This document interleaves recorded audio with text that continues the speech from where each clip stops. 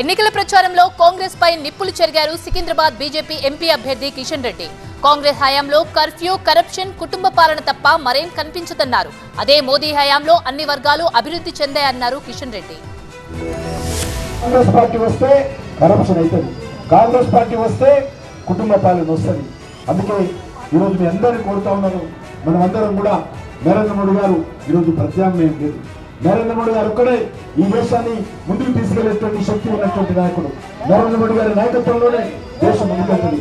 నరేంద్ర మోడీ గారు కూడా బీసీ సామాజిక వర్గానికి చెందినటువంటి వ్యక్తి, బడుగు బలైన వర్గాల కుటుంబాల నుంచి వచ్చాడు. నరేంద్ర మోడీ గారు తల్లి ఆయన చిన్నగున్నప్పుడు ఇళ్లలో వంట పాత్రను శుభ్రం చేసి ఆ డబ్బుల ద్వారా కుటుంబాన్ని నడిపేది నరేంద్ర మోడీ గారి తల్లి. నరేంద్ర మోడీ గారి తండ్రి ఒక రైల్వే స్టేషన్ లో టీ వ్యాపారం అమ్మి పోటీలు పట్టుకొని టీ అమ్మి ఆ టీ ద్వారా అమ్మడం ద్వారా వచ్చినటువంటి పైసలతో కొడుకును చదివించాడు నరేంద్ర మోడీ గారి తండ్రి. ఆ రకంగా ఒక పేద కుటుంబం నుంచి వచ్చిన నరేంద్ర మోడీ గారు ఈరోజు పేద ప్రజల గురించి తెలుసు. ఒక బీసీ నాయకుడు, స్వాతంత్రం వచ్చి 75 సంవత్సరాల తర్వాత మొదటిసారి ఒక బీసీ ప్రధానమంత్రి నరేంద్ర మోడీ గారు అయ్యారని సందర్భంగా వేస్తుంది.